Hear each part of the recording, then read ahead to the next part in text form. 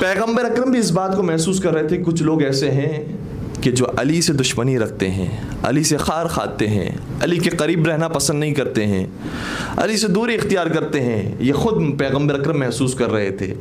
لہٰذا ایک خاص قسم کی احادیث ہے جو پیغمبر اکرم نے بیان فرمائی ہے. یہ لوگ ایسے تھے جو نماز میں آتے تھے، یہ لوگ ایسے تھے جو مسجد میں آتے تھے، یہ لوگ ایسے تھے جو رمضان کے روزے رکھتے تھے، یہ لوگ ایسے تھے جو حج پہ جاتے تھے، یہ لوگ ایسے تھے جو بظاہر بڑے شریف متقی نظر آتے تھے لیکن علی سے دشمنی رکھتے تھے. ان کے لیے پیغمبر اکرم نے کچھ خاص احادیث کو بیان کیا ہے. شاید آج مجھے پورا وقت نہیں مل پائے گا، میں کچھ احادیث کو آپ کی خدمت میں ہدیہ کروں، انشاءاللہ باقی گفتگو کل کی.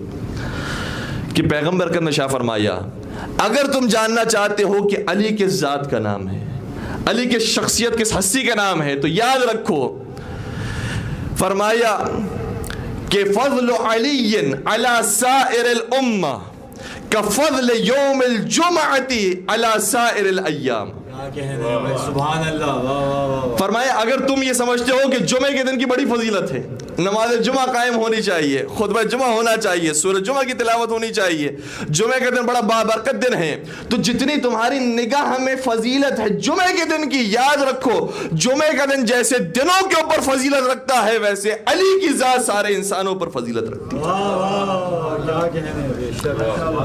فضل علی علی سائر الامہ، علی کی فضیلت باقی ساری امتوں پر ایسی، ساری امتیوں پر ایسی ہے کہ فضل یوم الجمعۃ علی سائر الایام، جیسے روز جمعہ کی فضیلت ہے باقی سارے دنوں پر. روز جمعہ کیا ہے؟ پیغمبر اکرم نے شاہ فرمایا یوم الجمعۃ سید الایام واعظم عند اللہ من یوم الضحیٰ و یوم الفطر. یوم جمعہ وہ ہے کہ جو دنوں کا سردار ہے، تو جیسے جمعے کا دن دنوں کا سردار ہے ویسے علی مرتضیٰ اس امت کے سردار ہے.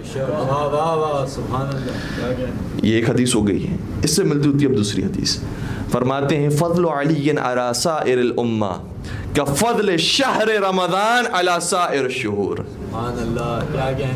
وہ لوگ کہ جو رمضان سے بڑی محبت رکھتے تھے، رمضان میں عبادتیں کرنی چاہیے، رمضان میں روزے رکھنے چاہیے، رمضان میں نیک اعمال کرنے چاہیے، وہ یاد رکھیں کہ رمضان کو جیسے باقی مہینوں پر فضیلت حاصل ہے ویسے ہی علی کو سارے انسانوں پر فضیلت حاصل.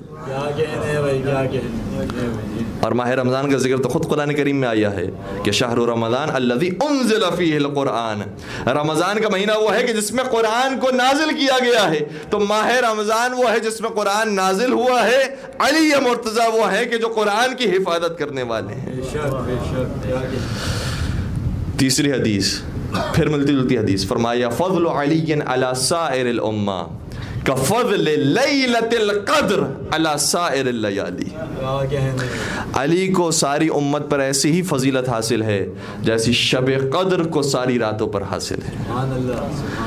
اور شب قدر کے بارے میں خود قرآن کریم نے کہا ہے کہ لیلۃ القدر خیر من الف شہر. یہ ایک شب قدر کی رات ایسی ہے جو 1000 مہینوں سے، راتوں سے نہیں 1000 مہینوں سے افضل ہے.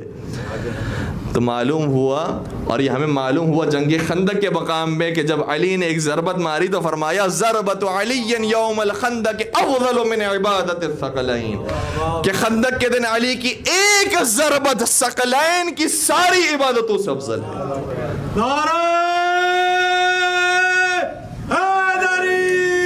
یا علی یا علی. بس ایک اور روایت آپ کی خدمت میں ہدیہ کرو، زحمت کو تمام کروں. پیغمبر اکرم نے شاہ فرمایا فضل علی علی سائر الامہ کفضل جبرائیل علی سائر الملائکہ. علی مرتضیٰ کو سارے انسانوں پر ایسی فضیلت حاصل ہے جیسے جناب جبرائیل علیہ السلام کو سارے فرشتوں پر حاصل ہے. جبرائیل کون ہے؟ سردار ملائکہ. جیسے جبرائیل سردار ملائکہ بنائے گئے ہیں ویسے ہی سردار بشر بنایا گیا ہے علی مرتضیٰ کو.